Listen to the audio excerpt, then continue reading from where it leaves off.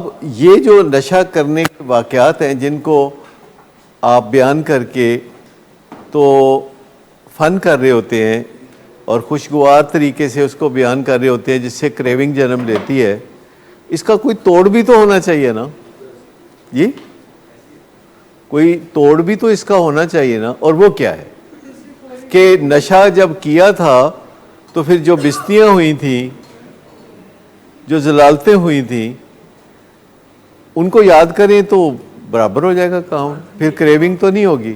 अब आपको समझ आई कि ये शर्मिंदा करना मकसूद नहीं है। वैसे अगर वो शर्मिंदा हो जाए तो क्या मजाका है?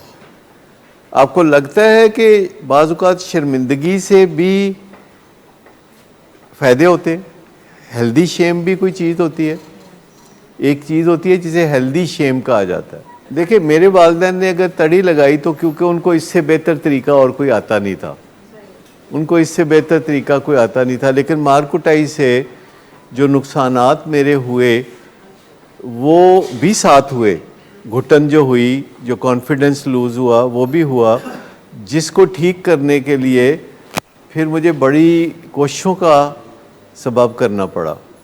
यानी जब सब कुछ पढ़ा लिया और उसके बावजूद घुटन थी और कॉन्फिडेंस नहीं था, तो फिर उसके ऊपर भी काम किया और अपने कॉन्फिडेंस को बहाल करने के लिए उसके लिए अलग से मेहनत करनी पड़ी।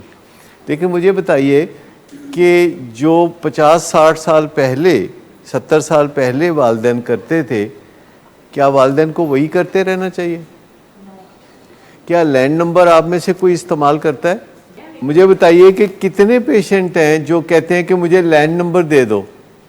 मुझे तो आज तक किसी पेशेंट ने नहीं कहा कि लैंड नंबर चाहिए, मुझे हमेशा मोबाइल चाहिए उनको। तो जब एक बेहतर चीज़ आ जाती है तो आप जो एक पसमानदा चीज़ होती है आप उसको छोड़ देते हैं। तो अगर पहले पिटाई करके वालिदैन कुछ बच्चों को पढ़ा लिखा लेते थे तो अब उससे बहुत अच्छे नाइस तरीके मौजूद हैं। मैं आपको बताऊं कि बच्चों को मारना, पीटना आज के ज़माने में बहुत बुरा समझा जाता है। कल का ज़माना था जिसमें बीवियों को मारना भी ठीक समझा जाता था। मुझे आप में से बताइए कि कोई अभी भी समझता है कि बीवियों को भी मार पिटाई का निशाना बनाना चाहिए? नहीं ना। तो 100 साल पहले तो ये मामूल की बात थी। अभी भी शायद पाकिस्तान के बहुत सारे इलाके होंगे जहाँ रेगुलरली ख़वातीन की पिटाई होती है। अगर कोई कसूर हो या ना हो, सिर्फ बंदे को गुस्सा है तो उसका हक़ है कि बीवी को पिटाई करे। ये हालात अभी भी पाकिस्तान में बहुत सारी जगहों पे मौजूद है। अगर हमारे वालिदैन ने वो तरीके इस्तेमाल किए जो कि पसमानदा थे, तो इसके लिए लाजम नहीं है कि हम भी वही तरीके इस्तेमाल करें। मैंने तो अपने बच्चों पे ज़िंदगी में कभी हाथ नहीं उठाया, कभी उनसे ऊंची आवाज़ में बात नहीं की। मैं अपने बच्चों की बड़ी रिस्पेक्ट करता हूँ, तो उससे भी बड़े अच्छे नताइज मिले। और ज़रूरी नहीं होता कि पसमानदा तरीके ही आप इस्तेमाल करें। देखिए, जहाँ भी मौका मिलता है वालिदैन अभी भी बच्चों के साथ धोल धप्पा कर लेते हैं। देखिए, बात यह है कि छोटे बच्चों को जो मारते हैं तो बाज़ औक़ात फिर बच्चे बड़े हो जाते हैं तो वालिदैन मारपीट छोड़ देते हैं ना। तो इसका मतलब है कि कमज़ोर जब तक थे तो तब ये तरीका इस्तेमाल किया गया, जब बच्चे तगड़े हो गए तो ये तरीका छोड़ दिया। तो जो इंटरवेंशन डाटा पेश करना है, ये एक शिफा का तरीका है। इसमें उनको शर्मिंदा करना मकसूद नहीं है, उनको शिफा याब करना मकसूद है। और जब आपको कहा जाता है कि इंटरवेंशन डाटा लिखें तो आपको बहुत मेहनत से लिखना चाहिए, अगरचे बतौर वालिदैन आपका दिल नहीं करता कि अपनी औलाद की ज़िंदगी के उन पहलुओं को उजागर करें जो कि अच्छे नहीं हैं। लेकिन आप देखें ना, इसके पीछे नीयत क्या है? इसके पीछे नीयत है कि उनका डिनाइल टूट जाए, वो खुद फरेबी के जाल में से निकल आएँ। और जब उनको नशे की पुरानी यादें ताज़ा करने को दिल चाहे तो उनके पास एक ऑल्टरनेट हो कि अच्छा, जब नशा किया था तो ऐसा महसूस हुआ था या वैसा महसूस हुआ था, पर नशा करने के बाद क्या हुआ था, बाद में कितनी बेइज्जती हुई थी। हमने तो 3 दफ़ा कर रखा है अब। अब जो है उसको 3 दफ़ा कर दिया है, लेकिन एक्चुअली घर में जाके हर वीक, हर हफ्ते ये होना चाहिए। और जब आप कोई काम रेगुलरली करते हैं तो आपको करना आ जाता है और आपको आसान लगने लगता है। और आप अगर पेशेंट कहता है कि जी आप मुझे बार बार ये शर्मिंदा कर रहे हैं, तो आप बता सकते हैं कि मकसद आपको शर्मिंदा करना नहीं है, मकसद आपको नशे की क्रेविंग से दूर करना है। क्योंकि आपको क्रेविंग होती है और आप कभी सिगरेट की तरफ भागते हैं या कभी आप किसी और नशे की तरफ भागते हैं, तो बेहतर यह है कि आप याद कर लें कि इन चीज़ों से आपकी ज़िंदगी में क्या वाक़यात हुए थे। और घर में बैठ के बंद कमरे में अगर वालिदैन या फैमिली मेम्बर अपने मरीज़ को ये पढ़ के सुनाते हैं और उसको कोई लाल पीला नहीं हो रहा, कोई गुस्सा नहीं कर रहा, कोई ताज़ा वाक़या नहीं हुआ, तो इसका भी तो कोई ना कोई बेनिफिट उठाना चाहिए ना कि आपकी क्रेविंग ख़त्म हो जाएगी। देखिए, तस्वीर के दोनों रुख याद होने चाहिए ना। और मरीज़ एक रुख याद करना चाहता है कि नशे के दौरान किसी ख़ास दिन क्या हुआ था। और मैंने बताया कि ख़ुद मेरे साथ वॉक करते हुए, दाएं बाएं मेरे चलते हुए, वो एक दूसरे के साथ ये बातें कर रहे होते हैं और उसके लिए कोई ना कोई उनके पास बहाना होता है। और फिर मैं उनको बताता हूँ कि साथ आप ये भी याद करें कि आपके साथ मज़ीद क्या हुआ था। क्रेविंग को ख़त्म करने का इससे आसान और मौसर तरीका कोई और हो नहीं सकता। और वालिदैन और औलाद के दरमियान जो परवरिश के मसाइल हैं, ये आम तौर पर समझा जाता था पहले कि ये ज़िंदगी के इब्तदाई 10-12 साल में वालिदैन को ये मसाइल होते हैं। लेकिन अगर बच्चा 25 साल का हो जाए, 30 साल का हो जाए, नशे की बीमारी में फंसा हो, तो वालिदैन के मसाइल अभी चल रहे हैं ना फिर तो। और उस चीज़ के ऊपर भी तवज्जो रखनी चाहिए। लेकिन हम वालिदैन को बताते हैं कि उनको फर्दर स्किल्स सीखने की ज़रूरत है, फर्दर स्किल्स सीखने की ज़रूरत है। क्योंकि जब आपकी चिड़िया पिंजरे से बड़ी हो जाती है तो फिर आप उसे पिंजरे में नहीं रख सकते। चौकीदारा करना मुमकिन नहीं है। आप बात समझे कि जब आपकी चिड़िया पिंजरे से बड़ी हो जाती है तो आपको फर्दर स्किल्स की ज़रूरत होती है, ज़्यादा महारतों की ज़रूरत होती है, आपको उम्दा बातचीत की ज़रूरत होती है, आपको मुज़ाकरात की ज़रूरत होती है। वरना दूरियां पैदा हो जाएंगी, लोग एक दूसरे को मिलना छोड़ देंगे, रिश्ते टूट जाएंगे, मियाँ बीवी में ऐसा मसला होगा तो तलाक तक नौबत पहुँचेगी। आपको कुछ लगता है कि माशरे में डिवोर्स रेट काफ़ी बढ़ गया? डिवोर्स रेट जो है माशरे में कितना बढ़ गया है। और ज़्यादातर जो ख़वातीन पढ़ी लिखी होती हैं और जिनकी आमदनी भी होती है, जो कमाती भी हैं, जैसे कि डॉक्टर्स, उनमें जो तलाक की शरह है बहुत ज़्यादा हो गई है। उसकी भी वजह यही होती है कि जो चिड़िया जो है जब पिंजरे से बड़ी हो जाती है तो उसको पिंजरे में नहीं रखा जा सकता। आप सिर्फ महारत से, बातचीत से और अपने तर्ज़ अमल से, अपने बिहेवियर से, निबाह की पॉलिसी पे चलने से आप आपस में अच्छी ज़िंदगी गुजार सकते हैं। इसकी ज़रूरत नहीं है। आपने अपने शक का इजहार किया और आपने कहा कि मुझे शक है आपके वॉशरूम से सिगरेट की स्मेल आ रही है और ये चीज़ मुझे बेचैन करती है, तो आपने अपना काम पूरा कर दिया। You don't have to make it all better. आप याद रखिए अगेन कि चिड़िया बड़ी हो चुकी है और उसके साथ आपका जो तबादला ख्यालात है वो काफ़ी है।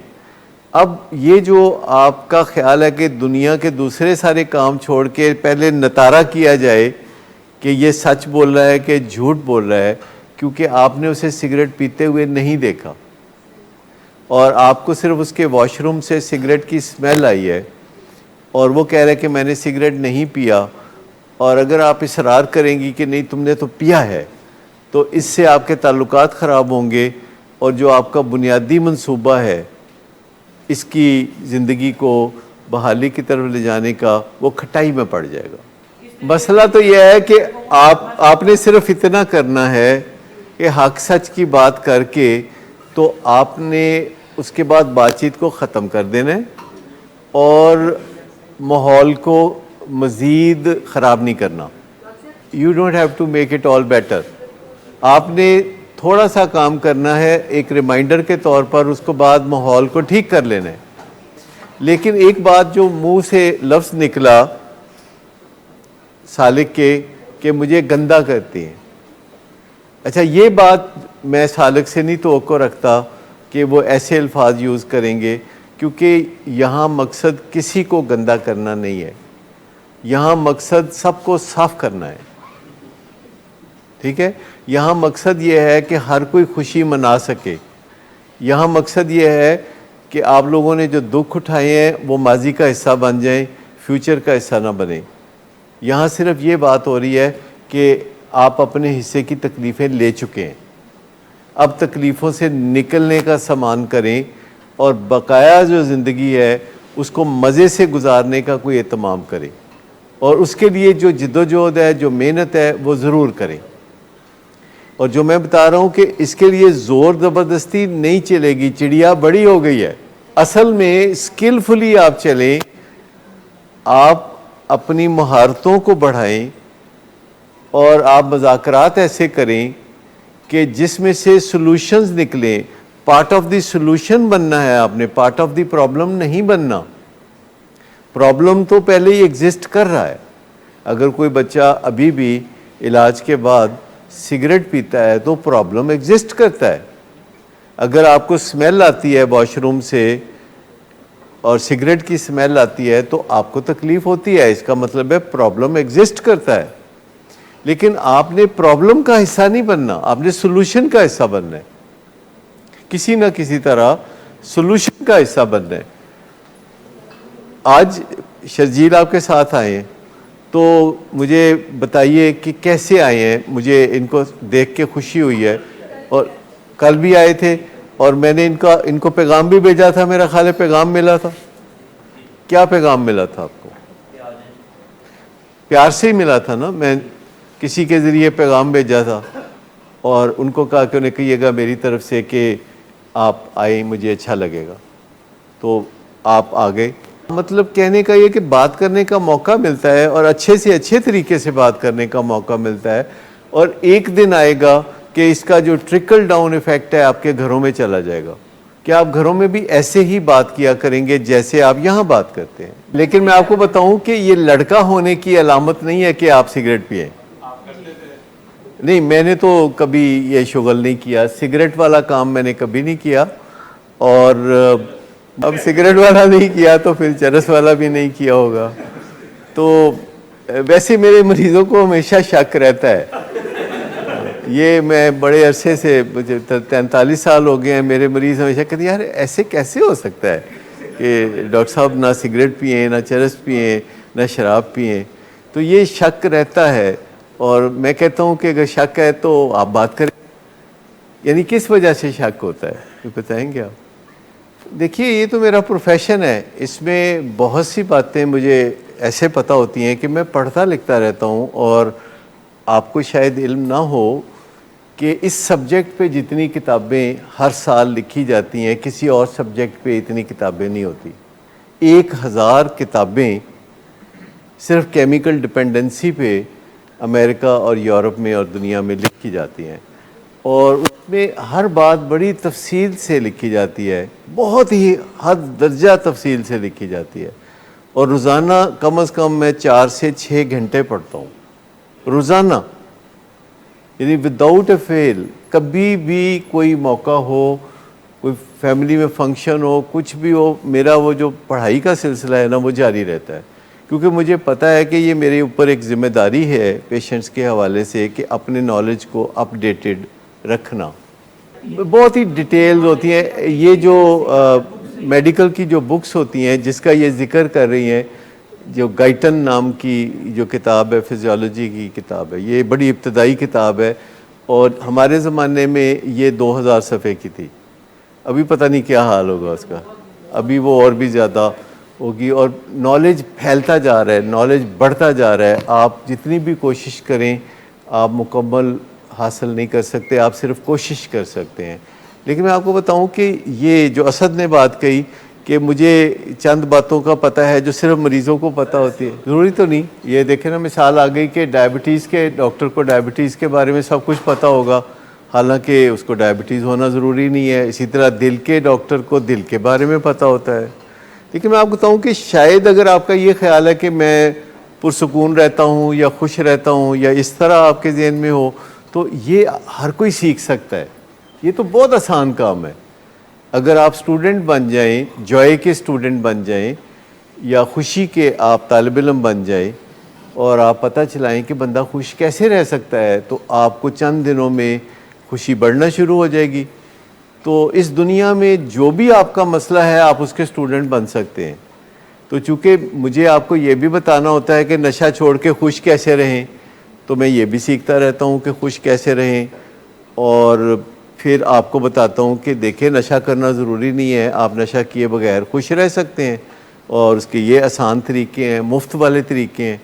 यानी अगर कोई एक्सरसाइज करता है या वॉक करता है तो बुनियादी खुशी तो उसको हासिल होगी, यानी वो फिर ना खुश नहीं रह सकता सिर्फ इस बात की वजह से कि कोई बंदा वॉक करता है, एक्सरसाइज करता है, तो वो बुनियादी खुशी उसको हासिल होगी। और अगर वो कोई बंदा अपनी नींद भी सही पूरी करना शुरू कर दे तो वो वाज़े तौर पर खुश नज़र आने लगेगा। अगर खाना ठीक खाना शुरू कर दे तो वो बहुत ही खुश होगा। और अगर वो सीख ले ताल्लुकात का पहलू या ताल्लुकात की अहमियत सीख ले, तो फिर उसकी खुशी तो बहुत वाज़े तौर पर आप देख सकते हैं कि अगर कोई एक दूसरे के साथ प्यार से बात करे, घर में बेइज्जतियाँ ना करे और अच्छे लहजे में बात करे, स्किल सीखे कि अच्छी बातचीत क्या होती है और किस मौके पे कौन से फ़िक्रे दूसरों को अच्छे लगते हैं या हमें अच्छे लगते हैं। तो जो एक बुनियादी बात है कि हम सब जिन लोगों के साथ भी ज़िंदगी गुजार रहे होते हैं वो स्टेटिक नहीं होते, वो बेहतरी की तरफ गामज़न होते हैं, वो ग्रोथ की तरफ गामज़न होते हैं। और कभी कभी उनसे कोताहियाँ भी हो जाती हैं, कभी कभी उनसे मिस्टेक्स हो जाती हैं और बहुत सारे मसाइल पेश आने लगते हैं।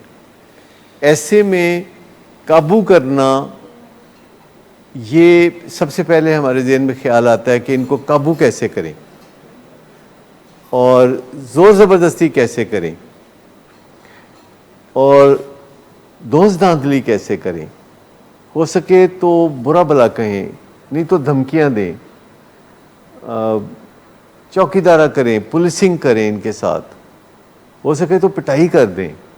ये सारी चीज़ें हैं जो आसानी से हमारे ज़हन में आ जाती हैं, क्योंकि हमारे अंदर जो एक जानवर है वो जागने लगता है।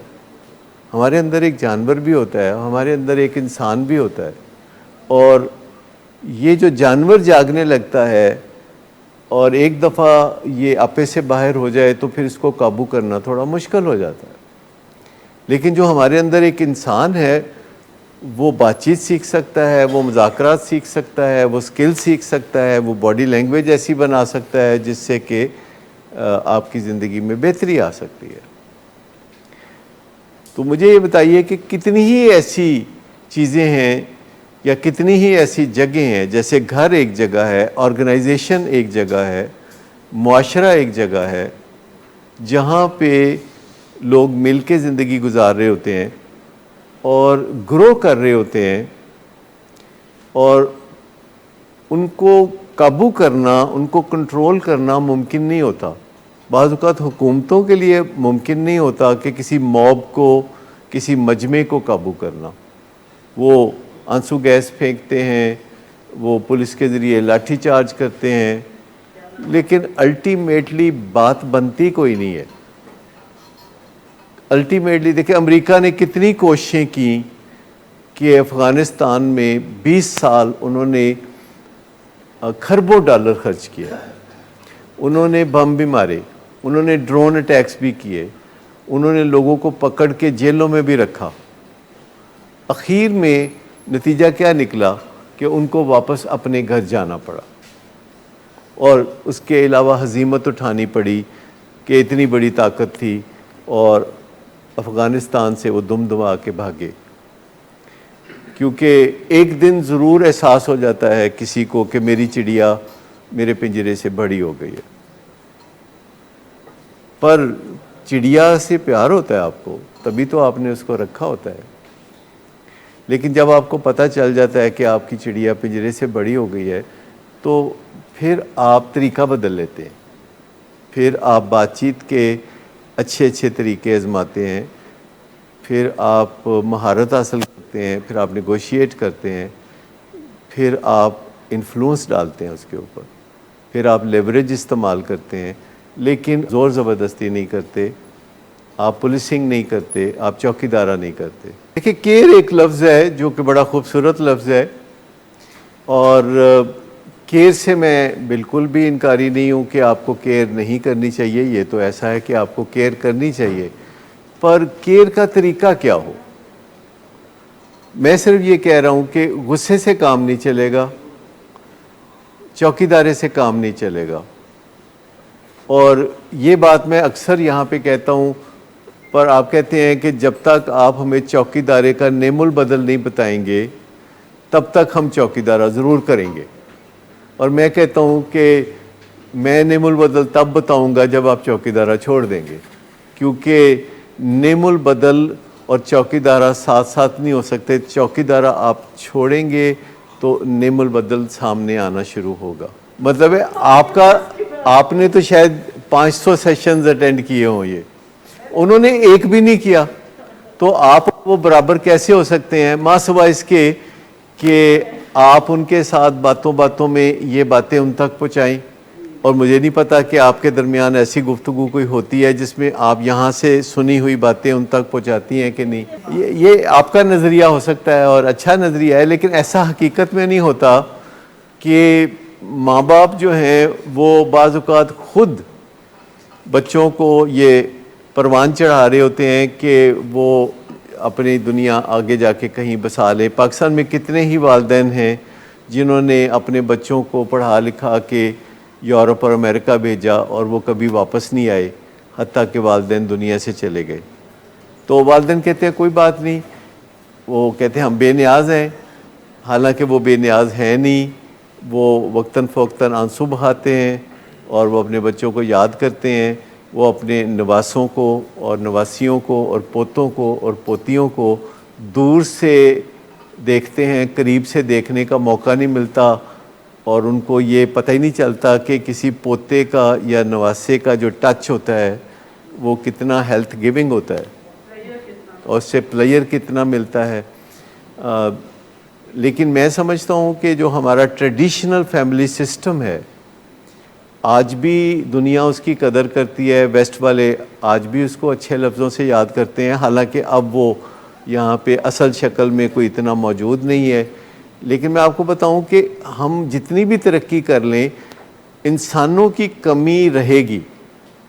तरक्की करने से हम अकेले रहने के काबिल नहीं हो जाते। आप याद रखें कि महसूस ऐसा ज़रूर होता है कि अगर मेरे पास पैसा हो, मेरे पास ताकत हो, मेरे पास फेम हो और मेरे पास तमाम दुनियावी ज़रूरत की चीज़ें हों, तो मुझे किसी बंदे की ज़रूरत नहीं, मैं मुलाजमों को रख सकता हूँ। लेकिन फिर जैसा मैं कर लूँगा सब कुछ, तो मुझे पता चलेगा कि मुझे असली खुशी तो मैसर ही नहीं है। असली खुशी तो आपको अपने रिश्तों से मिलती है। असली खुशी मिलती है जब आपके बच्चे आपके इर्द गिर्द नज़र आते हैं और बच्चों के बच्चे आपकी गोद में खेल रहे होते हैं, और जब आपको इंतज़ार होता है कि शाम को फ़लाँ घर वापस आएगा बेटा या बेटी, या मुझे कोई मिलने आएगा या मैं किसी को मिलने जाऊंगा। तो असली खुशी रिलेशनशिप की खुशी है। हार्वर्ड मेडिकल स्कूल में एक स्टडी जो कि बड़ी पॉपुलर स्टडी है, और उसको 84 इयर्स हो गए हैं उस स्टडी को, जो 100 साल के लिए वो कर रहे हैं, तो 84 इयर्स हो गए।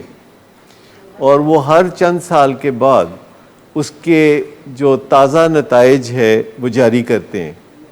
और उन्होंने पिछले साल जो नतीजा जारी किया, उन्होंने कहा कि अभी तक हम इस नतीजे पर पहुँचे हैं कि खुशी और लंबी ज़िंदगी का राज आपस के ताल्लुकात में है।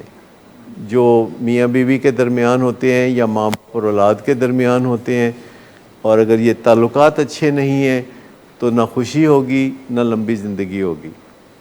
तो ये जो स्टडी है ये अमेरिका से आ रही है, हार्वर्ड मेडिकल स्कूल से आ रही है। सिला रहमी के बारे में कितना ज़ोर दिया गया है, और अपने रिश्ते नातों को ज़िंदा रखना, उनको तरोताज़ा रखना और उनके साथ इंटरेक्ट करना, तोहफ़े तोहफ़ का तबादला करना, उनकी खुशी गमी में शरीक होना, ये है ज़िंदगी। वरना आप जितना मर्ज़ी पैसा जमा कर लें, आप खुशी की दौलत से तो महरूम ही रहेंगे। उसमें एक पहलू बड़ा खूबसूरत उन्होंने ये बताया कि अगर कोई मियाँ बीवी आपस में लड़ते भी हों, लेकिन उनको यकीन हो कि मेरा पार्टनर मुझे छोड़ के नहीं जाएगा, तो इससे भी उनकी ज़िंदगी की तवालत में कमी वाक़या नहीं होती। लड़ने से कुछ नहीं होता, पर इस ख्याल से कि मैं तन्हा रह जाऊंगा, मुझे छोड़ के कोई चला जाएगा मेरा पार्टनर, तो इस ख्याल से जो है बहुत ख़राबी पैदा होती है। हाँ, कोई मियाँ बीवी एक दूसरे के साथ चपकलश में रहें, कुछ ना कुछ कहते रहें, लेकिन एक दूसरे के दुख दर्द के साथी रहें, और ये थ्रेट ना दें कि वो छोड़ के चले जाएंगे, क्योंकि मियाँ बीवी में ये थ्रेट काफ़ी होती है, और कभी कभी औलाद भी माँ बाप को ये थ्रेट देती है, और ये बड़ी कॉमन थ्रेट है एट द एज ऑफ 18-19, यानी टीन एज के आखिरी सालों में बच्चे कहते हैं माँ बाप को कि आप हमारी ये बात माने या वो बात माने, नहीं तो हम आपको छोड़ के चले जाएंगे। मेरे ख्याल में यहाँ मेरे जो पेशेंट्स हैं, जो बच्चे हैं मेरे, इनमें से हर एक ने अपने वालिदैन को ये कहा होगा, हर एक ने अपने वालिदैन को कहा होगा कि मैं आपको छोड़ कर, आप अच्छे नहीं हैं, बस मैं आपके साथ, आई हेट यू 1000 टाइम्स, और मैं आपके साथ नहीं रहना चाहता। जो बातचीत आपके सीखने की है वो ये है कि फैमिली मेम्बर्स को आपस में मुज़ाकरात करने का तरीका आ जाना चाहिए, बग़ैर गुस्से के, बग़ैर रौले के, बग़ैर धमकियों के। आप समझते हैं ना कि हमारे घरों में जब बातचीत हो रही होती है तो धमकियाँ, गुस्सा ये चल रहा होता है, कीटो थ्रेट्स, वीटो थ्रेट्स चल रही होती हैं। या पेशेंट कह रहा होता है कि मैं अपने आप को कुछ कर लूँगा, या कहता है कि मैं आपका कुछ बेड़ा गर्क कर दूँगा। और ये बातें जो कर रहा होता है पेशेंट या फैमिली कर रही होती है, इनको मुज़ाकरात नहीं कहा जाता। क्या आप समझते हैं कि ऐसा होता रहा है कि आपने सोचा कि गुस्सा करने से काम निकलेगा और फिर आपने गुस्सा किया, आपने सोचा कि धमकी देने से काम निकलेगा और फिर आपने धमकी दी और धमकी पे अमल भी किया, आपने ये सब करके देखा और फिर आखिरकार इसका कोई नतीजा नहीं निकला, आपको मुश्किलात बढ़ती रहीं, आपकी मुश्किलात बढ़ती रहीं। तो महारत सीखना, स्किल सीखना, देखिए विल तो आपकी है, विल तो आपकी है, लेकिन खाली विल से काम नहीं बनता, खाली विल से काम नहीं बनता। विल आपकी है लेकिन खाली विल से काम नहीं बनता, स्किल सीखनी पड़ेगी, और विल और स्किल से मिलके बेहतरी आएगी। उसके अलावा आपको दूसरे लोगों के तावन की भी ज़रूरत है। यहाँ जो आप बैठे हुए हैं तो आपको सबको एक दूसरे का तावन लेना चाहिए। आपको पता है ना कि हम सब आपको कहते हैं कि आप एक दूसरे के साथ तावन करना शुरू करें, एक दूसरे के साथ बातचीत करना शुरू करें, एक दूसरे की मदद लेना शुरू करें। आपको ये बात समझ में आती है कि इसका फ़ायदा हो सकता है। ये साइंटिफिक पहलू है कि आपको विल और स्किल के अलावा दूसरे लोगों के तावन की ज़रूरत भी होती है जो आप जैसे हों, जो उन मसाइल से गुज़र रहे हों या गुज़र चुके हों जिनसे आप गुज़र रहे हैं। ऐसे लोगों के तावन से, ऐसे लोगों के साथ खड़े होने से, ऐसे लोगों की मदद देने से आपका मसला सुलझता है। यूरोप और अमेरिका में उन्होंने बेशुमार ज़िंदगियां इस एक तरीके से बचाई हैं। तो ये जो तावन है, वैसे तो देखा जाए तो कोई ऑर्गेनाइजेशन दुनिया में होगी कि जो चाहे कि उनके क्लाइंट्स आपस में मिले? नॉर्मली ऑर्गेनाइजेशंस या दुकानदार क्या चाहते हैं जी? क्लाइंट्स लग रहे हैं, एक दूसरे के साथ ना मिलें, क्योंकि उन्हें डर होता है कि जब क्लाइंट्स एक दूसरे के साथ मिलेंगे तो वो दरानियों जेठानियों की तरह बातें करेंगे। लेकिन हम आपको कह रहे हैं कि नहीं, आप एक दूसरे के साथ दिल की बातें करें, आप जो दिल में आए एक दूसरे से कहें और एक दूसरे की मदद लें और एक दूसरे को आप बामी तावन का हिस्सा बनाएं। और इस वजह से है कि हम ऑनेस्टी और ट्रांसपेरेंसी में बिलीव करते हैं। पेरेंट्स और एक वक्त आता है कि फिर पेशेंट्स भी। हाँ, पेरेंट्स जब आपस में मिलते हैं तो कभी कभी हम उसको बढ़ावा देते हैं और कभी कभी हम कहते हैं कि नहीं, अभी आप ना मिले। आपके ख्याल में क्या वजह हो सकती है कि जब पेशेंट्स आपस में मिलें, कभी कभी हम कहते हैं ना मिले और कभी हम कहते हैं कि मिल लें? यानी कोई ख़ास दो बंदे जब आपस में मिल रहे होते हैं और मैं देख रहा होता हूँ तो मैं उनको मशवरा देता हूँ कि आप अभी एक दूसरे को ना मिलें, या मैं मशवरा देता हूँ कि आप मिला करें एक दूसरे को। तो ये किस बुनियाद पर हो सकता है? ये इस बुनियाद पर हो सकता है कि उनके मिलने से फ़ायदा होगा या नुकसान होगा। अगर मेरी नज़र में किसी दो लोगों के मिलने का आपस में फ़ायदा होगा तो मैं बोलूँगा कि मिले। पेरेंट्स को तो मैं सबको कहता हूँ कि मिले एक दूसरे से, क्योंकि मुझे उसमें कोई शुबा ही नहीं है कि जब पेरेंट्स आपस में मिलेंगे, एक दूसरे से नंबर एक्सचेंज करेंगे, एक दूसरे को अपने तजर्बात बताएंगे तो उससे फ़ायदा होगा डेफिनेटली। लेकिन पेशेंट्स का बाज़ औक़ात फ़ायदा होता है, बाज़ औक़ात फ़ायदा नहीं होता। और जब मैं देखता हूँ कि किसी ख़ास पेशेंट को किसी ख़ास पेशेंट से मिलना चाहिए कि नहीं मिलना चाहिए, तो मैं आगे बढ़ के उनको कह देता हूँ इस बारे में। कई दफ़ा उनको बुरा भी लगता है, कई दफ़ा उनको ये अच्छा भी लगता है, क्योंकि जिनको आहिस्ता आहिस्ता यकीन आने लगता है कि मैं इस बुनियाद पर उनको मिलने के लिए कह रहा हूँ कि उनको फ़ायदा होगा और इस बुनियाद पर उनको मिलने से मना कर रहा हूँ कि इससे नुकसान होगा, तो फिर जब वो ट्रस्ट करने लगते हैं तो वो उसके ऊपर अमल करने भी लगते हैं। और कई दफ़ा वो नुकसान उठा के ही फिर समझते हैं कि जब वो नुकसान उठा लेते हैं तो फिर वो समझते हैं, उससे पहले नहीं समझते। कई दफ़ा तजर्बे से गुज़रना चाहते हैं। लेकिन ये जो आपका आपस में मिलना है, ये साइंसी तौर पर बड़ा कारआमद है। इसको हम कहते हैं सोशल कैपिटल। कैपिटल दौलत को कहा जाता है। ये सोशल दौलत है कि आप आपस में जब बातचीत करेंगे तो आपको ना सिर्फ तजर्बाकार लोगों से मदद मिलेगी, बल्कि आप शेम से भी निकलेंगे, क्योंकि किसी और से बात करते हुए आपको मुश्किलात होती हैं। लेकिन जब आप इस हॉल में बैठे हुए या विलिंग वेज से वाबस्ता लोगों के साथ बात करते हैं तो आपको पता होता है कि वो और हम एक ही कश्ती के सवार हैं और उसमें से शेम निकल जाती है। ये एक सिंपल सी बात है। मैं जो बात कर रहा था सोशल कैपिटल की बात कर रहा था। और जो चौथी चीज़ आपको चाहिए होती है वो मेंटरिंग चाहिए। मेंटरिंग यानी कोई काउंसल करे आपको, कोई मेंटोर हो, कोई गुरु हो जो कि आपको बताए, जिसको तजर्बा हो इस चीज़ का। तो ये चौथी चीज़ है जो कि आपके लिए बड़ी कारआमद है। और पांचवी चीज़ है कि आप अपने नफ़ा नुकसान पे गौर करें। जो माजी करीब में ज़िंदगी गुजारी है उसमें जो नफ़ा नुकसान है उसके ऊपर नज़र डालें कि नफ़ा किन से हुआ, नुकसान किन से हुआ। और फिर आम तौर पर जो हम बताते हैं कि आप अपने माहौल से जो नॉन लिविंग चीज़ें हैं उनसे भी फ़ायदा उठाएं। जैसे कि स्मार्टफ़ोन है तो इससे सिर्फ कॉल नहीं करते, आप बहुत फ़ायदे उठाते हैं। आप सर्च कर सकते हैं कि कौन सा नज़रिया हमारा ठीक है, कौन सा गलत है, ज़िंदगी को बेहतर बनाने के क्या तरीके हैं और ज़िंदगी को ख़राब कैसे करते हैं लोग, उनसे बचना भी ज़रूरी होता है।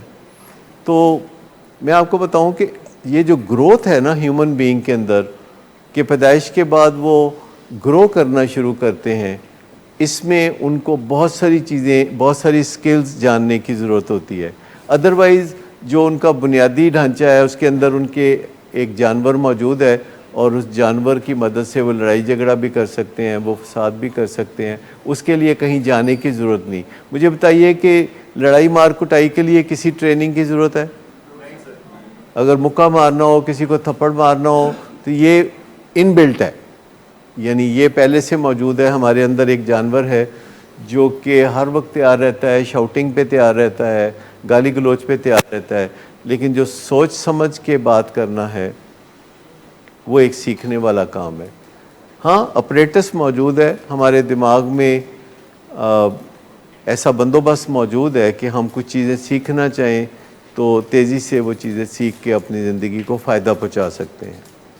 और हमारे दिमाग का एक हिस्सा है कि जिसको हम गो ब्रेन कहते हैं, यानी वो एनिमल ब्रेन है। ज़िंदगी में जो कुछ भी हम करते रहे हैं वो स्टोर्ड रहता है, और जो कुछ भी हम सीखते हैं वही हम रिपीट करते रहते हैं, उसमें सोच विचार की ज़रूरत नहीं होती। और एक नो ब्रेन है जो बातें के पीछे होता है, कि जो इनोवेटिव है, जो नई सोच को जन्म देता है, सोच विचार और तज्जिए को जन्म देता है, और जो चीज़ फ़ायदे की हो वो डिसीजन लेके आगे बढ़ता है। तो इसको बढ़ावा देना चाहिए। यानी जो चीज़ें हमने बचपन से सीख रखी हैं और जिनके हम नुकसान भी उठाते रहे हैं, तो उन चीज़ों को रिपीट करते रहने से ज़िंदगी नहीं बनती। लेकिन अगर ये जो आगे दिमाग है जिसे नो ब्रेन कहते हैं, KNOW, नो, और ये जो समझदार दिमाग है जो कि ज़रा स्लो है, ज़रा लेज़ी है, तो इसको तगड़ा करने की ज़रूरत है, तो उससे बड़ा फ़र्क पड़ता है। और ख़ास तौर पर जो हमें कहते हैं ना कि जब हमारी चिड़िया पिंजरे से बड़ी हो जाती है तो हमें ज़्यादा अपने इस दिमाग से काम लेना चाहिए, सोच विचार वाले दिमाग से काम लेना चाहिए। आमतौर पर मियाँ बीवी में या किसी भी रिलेशनशिप में ये मैं तुम्हें छोड़ दूँगा कि जो बात कही जाती है, ये इसलिए कही जाती है ताकि अगला तेज़ी से मेरी बात मान ले। ये एक शॉर्टकट है कि लॉजिक नहीं रही आपके पास और आप रिश्ते का कुश्ता इस्तेमाल करें। इसको हम रिश्ते का कुश्ता कहते हैं। क्या मतलब समझिए इसका कि रिश्ते का कुश्ता, यानी जब हमें पता होता है कि मैं बेटा हूँ या मैं बाप हूँ और इस रिश्ते की वजह से हम तजावज़ कर रहे होते हैं, हद से बाहर जा रहे होते हैं, किसी रिश्ते की ताकत की वजह से जब हम गलत बात कर रहे होते हैं और गलत काम कर रहे होते हैं, तो उसको हम रिश्ते का कुश्ता कहते हैं कि हमने किसी रिश्ते का कुश्ता खा लिया।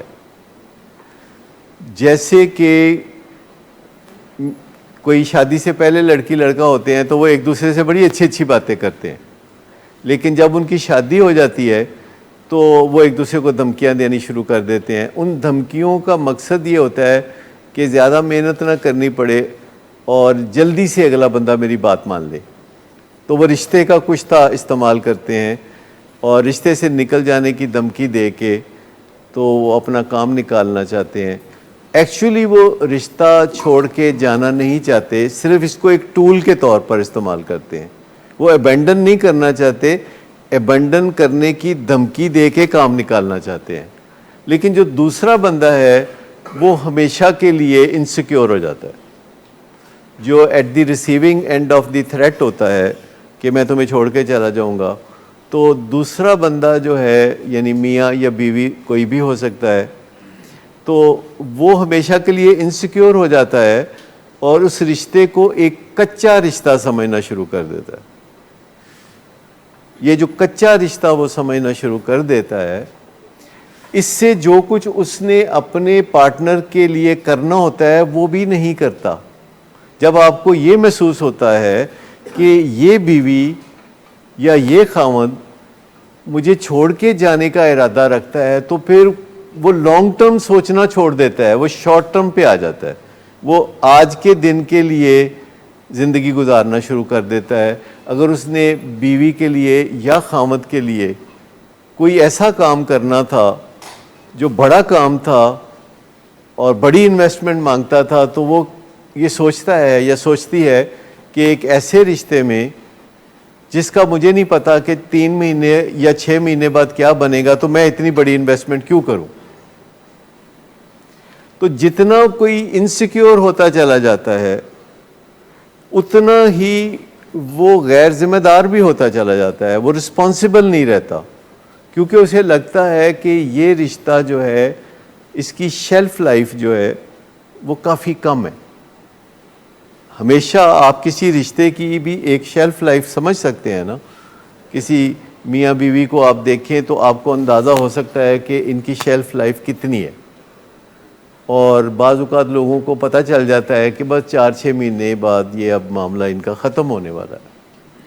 और इसके पीछे बाज़ औक़ात ये जो रिश्ते का कुश्ता होता है जिसमें अबैंडनमेंट की बात की जाती है, तो मैं हमेशा लोगों को ये कहता हूँ कि आपका किसी के साथ दोस्ती का रिश्ता हो, या आपका मियाँ बीवी का रिश्ता हो, या आपका माँ बाप और औलाद का रिश्ता हो, आप कभी भी किसी को छोड़ के जाने की धमकी ना दें।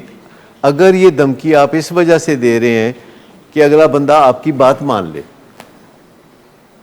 तो आप छोड़ के जाने की धमकी सिर्फ उस सूरत में दें when you really mean it. और छोड़ के जाने की धमकी देने का मतलब यह है कि you should be honest in that, कि जब आपने कह दिया कि अब मैं तुम्हें छोड़ के चला जाऊंगा, तो फिर आप रियली इसी इरादे के तहत ये बात करें। अदरवाइज इसलिए ना करें कि मैं ये धमकी दूंगा तो मेरी बीवी मान लेगी कि 2 + 2 5 होता है। कोई 2 + 2 5 नहीं होता। लेकिन अगर वाकई आप किसी को छोड़ के जाना चाहते हैं तो फिर आप सिंपली कह देते हैं कि मैं आपको छोड़ के जाना चाहता हूँ, and you really mean it. अच्छा, अब अगला सवाल जो आपके ज़हन में ये है कि अगर कोई ऐसा करता रहा हो, छोड़ के जाने की धमकी देता रहा हो, और अब उसको समझ में आ गया हो कि ये गलत बात है, तो फिर वो क्या करे? आप में से कोई बता सकता है कि अगर कोई बंदा ये गलती करता रहा हो, वो अपनी औलाद को या अपने माँ बाप को या अपने भाइयों को या अपने दोस्तों को या बीवी को और खामद को ये धमकी इसलिए देता रहा हो कि इससे अगला बंदा डर के बात मान लेगा, जो कि हकीकत के बरखिलाफ़ है। इससे अगला बंदा डर के बात कोई नहीं मानता। देखिए, धमकी सिर्फ एक ही जगह काम करती है। लिबर्टी मार्केट में एक बंदा आता है, गन दिखाता है, कहता है जी मुझे अपना मोबाइल दे दें और जो कुछ भी आपके पास रुपया पैसा है मुझे दे दें, तो यहाँ इम्कान है कि धमकी आपकी काम करेगी कि आप अजनबी से आपका वास्ता पड़ गया है। मतलब हम तो ये कहते हैं कि अगर कोई ये धमकी दे भी कि मैं आपको छोड़ के चला जाऊंगा, तो उसको ये नहीं कहना चाहिए कि जाओ चले जाओ। आपको वही बात कहना चाहिए जो आप दिल से महसूस करते हैं। अगर आप दिल से महसूस करते हैं कि इसे छोड़ के नहीं जाना चाहिए, तो आप उसे कहें कि मेरे ख्याल में आपको छोड़ के नहीं जाना चाहिए, और आपके और मेरे दरमियान जो मसाइल हैं उनको हल करना चाहिए किसी महारत के तरीके से, किसी मुनासिब तरीके से। और कुछ बातचीत के बाद मसले बेहतर होने लगते हैं अगर आपकी नीयत ठीक हो। लेकिन अगर ये गलती कोई करता रहा हो अपनी बीवी के साथ या खामद के साथ, तो सबसे पहले तो उसको खुल के चीज़ का इकरार करना चाहिए अपने खामद या बीवी के साथ कि मैं जो आपको धमकी देता रहा हूँ, actually I didn't mean it. मेरा मकसद सिर्फ बातें मनवाने का ये एक टूल था। क्योंकि अमूमन खामद बीवियों को इस तरह की धमकी दे के बाज़ बात कहते हैं अगर आइंदा तुमने खाने में नमक ज़्यादा डाला तो मैं तुम्हें तलाक दे दूँगा। ये भी ऐसा भी लोग कर लेते हैं कि नमक ठीक करने के लिए बीवी को तलाक की धमकी दे दी। लेकिन अगर आप ऐसा करते रहे हैं या कोई ऐसा करता रहा है, तो सबसे पहले वो इकरार करे अपनी ज़ुबान से अपनी बीवी या खामद के सामने कि मैं ये गलती करता रहा हूँ और मैं इसका इकरार करता हूँ, नंबर 1। नंबर 2, मैं इस गलती की वजह से जो तकलीफ़ पहुँचाता रहा हूँ उस पर मैं दिल से माफ़ी मांगता हूँ। नंबर 3, आइंदा मैं ये गलती नहीं करूँगा, और अगर आपके और मेरे दरमियान कोई मसला जन्म लेगा तो मैं जेन्युइन मुज़ाकरात में यकीन रखूँगा। जेन्युइन मुज़ाकरात, जिसका मतलब है कि आप अपने अपने पत्ते टेबल पे रख देंगे, बजाय इसके कि पत्तों को छुपा के खेलें। आप अपने दिल की बातें जो हैं, अपने दिल की कहानी जो है वो आप टेबल पे रख देंगे। तो जो आज की बात याद रखने वाली है वो ये है कि जब भी आपकी चिड़िया आपके पिंजरे से बड़ी हो जाती है तो आप उसे कैद करने की कोशिश नहीं करते, बल्कि उससे बात करने की कोशिश करते हैं और मसाइल को इस तरह हल करते हैं। Thank you very much.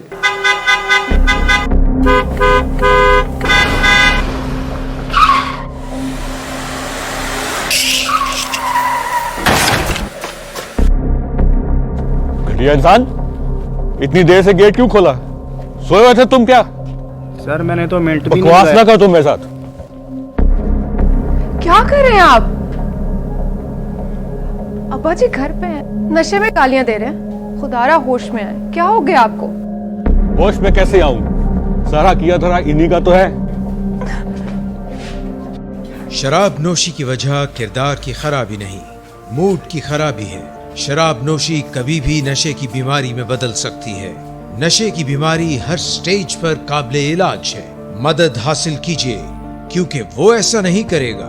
Willing veg से मदद हासिल कीजिए, कहीं से भी मदद हासिल कीजिए, लेकिन फौरी मदद हासिल कीजिए। जिस मुआवजे के इंतजार में आपने बहुत देर कर दी, अब वो दस्तक दे रहा है। मदद हासिल कीजिए, मदद हासिल कीजिए, मदद हासिल कीजिए।